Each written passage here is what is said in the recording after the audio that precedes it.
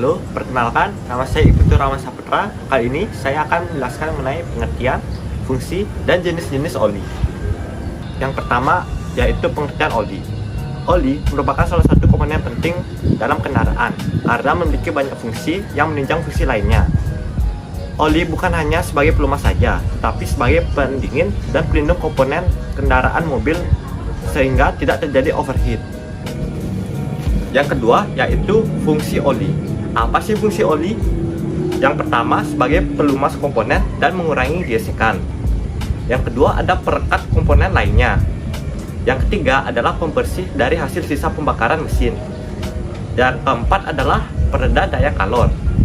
Yang kelima sebagai anti koresi pada mesin. Yang terakhir adalah sebagai peredam gesekan pada mesin. Yang ketiga yaitu jenis-jenis oli. Jenis-jenis oli ada 5. Yang pertama ada oli mesin. Oli mesin merupakan oli yang berfungsi sebagai pelumas pada mesin. Yang kedua ada oli transmisi. Oli transmisi merupakan oli yang berfungsi sebagai pelumas pada mesin transmisi. Yang ketiga ada oli gardan. Oli gardan adalah pelumas yang dibutuhkan untuk melicinkan mesin komponen transmisi. Yang keempat ada oli rem. Oli rem berfungsi untuk melumasi komponen cakram dan kampas. Yang terakhir atau yang kelima ada oli power steering. Oli power steering berfungsi untuk membantu agar putaran setir menjadi lebih ringan. Sekian dari saya, terima kasih. Halo semua, jadi saya Imadudi Pranata Yoga, absen 11 dari kelas 11 MIPA 2. Di sini saya akan menjelaskan pengolahan minyak bumi tahap pertama. Jadi ini merupakan gambar pengolahan minyak bumi atau distilasi bertingkat minyak bumi. Pengolahan minyak bumi tahap pertama dilakukan dengan distilasi bertingkat, yaitu proses distilasi berulang-ulang, sehingga didapatkan berbagai macam hasil berdasarkan perbedaan titik didihnya. Hasil pada proses distilasi bertingkat ini meliputi yang pertama yaitu fraksi pertama, menghasilkan gas yang pada akhirnya dicairkan kembali dan dikenal dengan gas LPG. LPG digunakan untuk bahan bakar kompor gas dan mobil BBG atau diolah lebih lanjut menjadi bahan kimia lainnya. Dan yang kedua ada fraksi kedua, disebut nafta. Nafta tidak dapat langsung digunakan tetapi diolah lebih lanjut pada tahap kedua menjadi bensin premium atau bahan petrokimia yang lain. Nafta sering disebut juga dengan bensin berat. Dan yang ketiga yaitu fraksi ketiga atau fraksi tengah. Selanjutnya dibuat menjadi kerosin atau minyak tanah dan aftur atau bahan bakar pesawat jet. Kemudian yang keempat yaitu fraksi keempat sering disebut solar yang digunakan sebagai bahan bakar mesin diesel. Dan yang terakhir yang kelima yaitu fraksi kelima atau disebut dengan residu yang berisi hidrokarbon rantai panjang dan dapat diolah lebih lanjut pada tahap kedua menjadi berbagai senyawa karbon lainnya dan sisanya sebagai aspal dan lilin. Perkenalkan, nama saya Madekania Pratnyasari, nomor absen 24 dari kelas 11 MIPA 2. Di sini saya akan menjelaskan tahap kedua dari pengolahan minyak bumi. Pada pengolahan minyak bumi tahap kedua, dilakukan berbagai proses lanjutan dari hasil penyulingan pada tahap pertama. Proses-proses tersebut meliputi yang pertama, perengkahan atau cracking. Pada proses perengkahan dilakukan perubahan struktur kimia senyawa-senyawa hidrokarbon yang meliputi pemecahan rantai, alkilasi atau pembentukan alkil, polimerisasi atau penggabungan rantai karbon, reformasi atau perubahan struktur, dan isomerisasi atau perubahan isomer. Yang kedua, proses ekstraksi. Pada proses ekstraksi, pembersihan produk dengan menggunakan pelarut sehingga didapatkan hasil lebih banyak dengan mutu lebih baik. Yang ketiga, proses kristalisasi adalah proses pemisahan produk-produk melalui perbedaan titik cairan. Misalnya, dari pemurnian solar melalui proses pendinginan, penekanan, dan penyaringan akan diperoleh produk sampingan lilin. Hasil proses tahap kedua ini dapat dilakukan berdasarkan titik didih dan jumlah atom karbon pembentuk rantai karbonnya. Halo semua, perkenalkan nama saya Nila Putri Dewi, nomor absen 30. Di sini saya akan menjelaskan tentang pengertian parafin. Kalian Kalian tahu nggak sih apa itu parafin? Pengertian parafin. Parafin merupakan nama umum untuk hidrokarbon alkana dengan formula CnH2n+2. Alkana sederhana adalah metana atau CH4 yang merupakan komponen utama gas alam. Metana, etana, propana, dan butana adalah gas-gas hidrokarbon pada temperatur kamar dan tekanan atmosfer. Mereka biasa ditemukan bersama minyak bumi dalam keadaan terlarut. Molekul sejenis ini yang lebih berat seperti oktan C8H18 muncul sebagai cairan pada temperatur ruangan. Berikut adalah proses pengambilan parafin.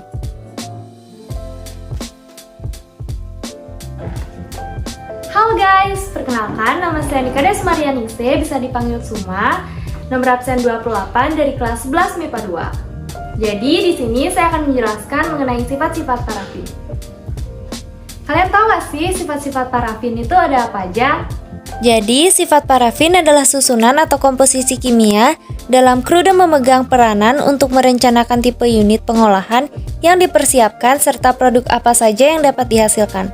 Contohnya, stabil pada suhu kamar, bereaksi lambat dengan klor dengan bantuan sinar matahari, bereaksi dengan klor dan brom dengan bantuan katalistor, tidak bereaksi dengan asam sulfat pekat, larutan alkali pekat, asam nitra kecuali dengan senyawa yang mempunyai atom karbon tersier, mempunyai berat jenis yang rendah.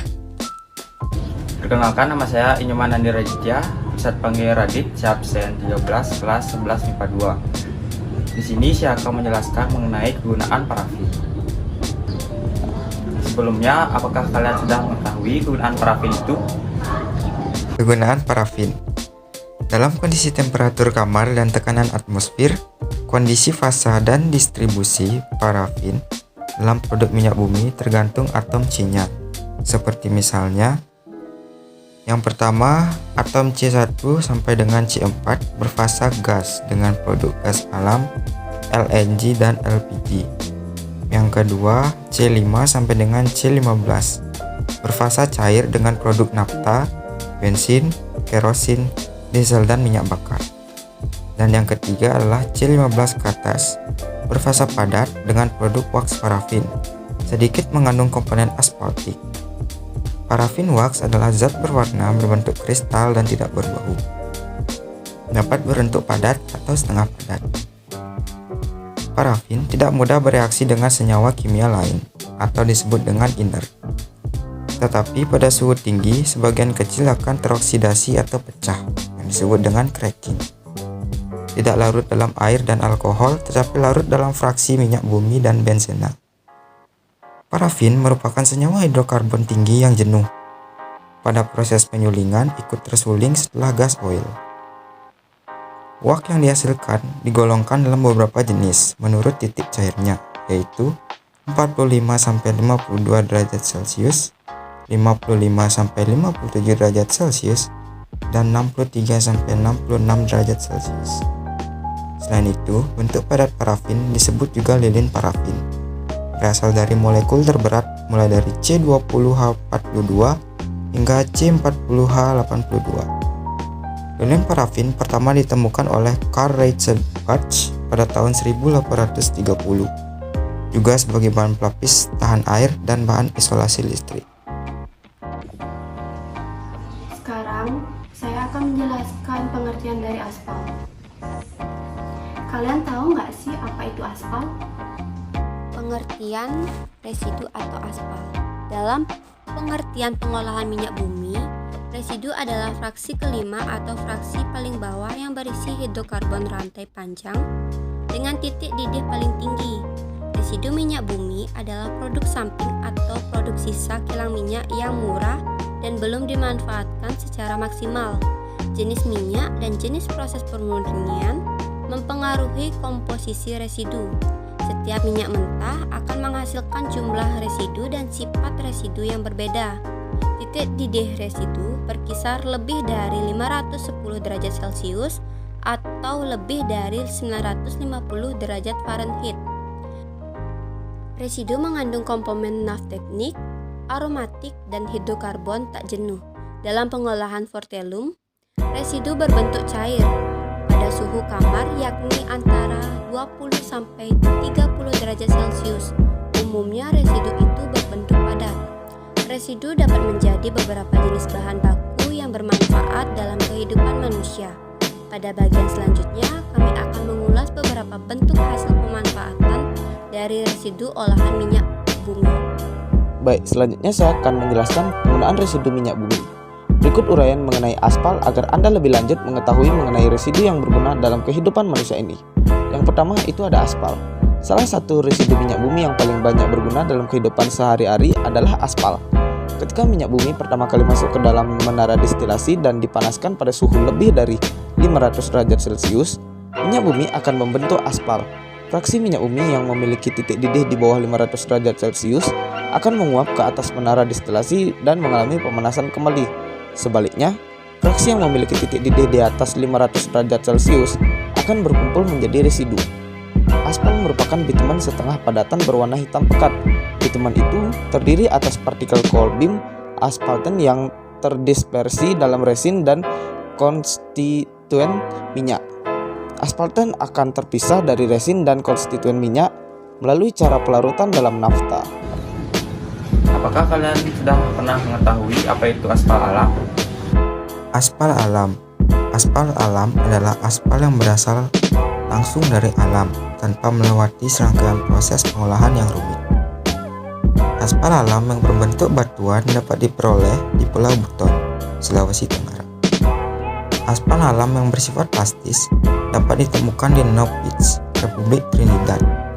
Sedangkan aspal yang memiliki wujud berada di sekitar perairan segitiga Bermuda. Berbeda dengan segitiga Bermuda yang mengandung aspal murni, kandungan aspal yang terdapat di Pulau Buton dan North Beach tidak murni dan tercampur dengan mineral yang lain. Kalian pernah dengar gak sih apa itu aspal buatan? Nah, jadi di sini aku bakal ngejelasin mengenai aspal buatan dan apa aja sih jenis-jenis aspal buatan itu. Jadi, aspal buatan adalah aspal yang terbuat dari minyak bumi yang diproses dengan metode tertentu yang relatif rumit. Pada umumnya, ada jenis aspal buatan yang sering digunakan di Indonesia, antara lain yang pertama ada aspal keras. Aspal keras adalah aspal yang mempunyai tingkat kekerasan yang tinggi. Penetrasi dari aspal keras berkisar antara 60-80. Aspal keras ini biasanya digunakan untuk campuran hot mix perkerasan jalan aspal. Yang kedua ada aspal cair. Aspal cair adalah aspal yang berbentuk cair. Aspal cair ini juga berfungsi sebagai bahan perkerasan jalan meliputi lapis resap pengikat atau premicoat dengan aspal tipe MC-30, MC-70 atau MC-250.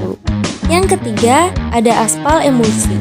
Aspal emulsi adalah aspal yang berbentuk keras yang didispersikan ke dalam air atau aspal cair yang dikeraskan memakai bahan pengemulsi.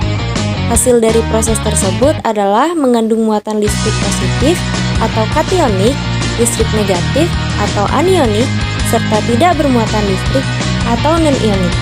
Kelebihan aspal emulsi dari aspal yang lain adalah mudah digunakan, memiliki daya ikat yang baik, dan tahan terhadap cuaca.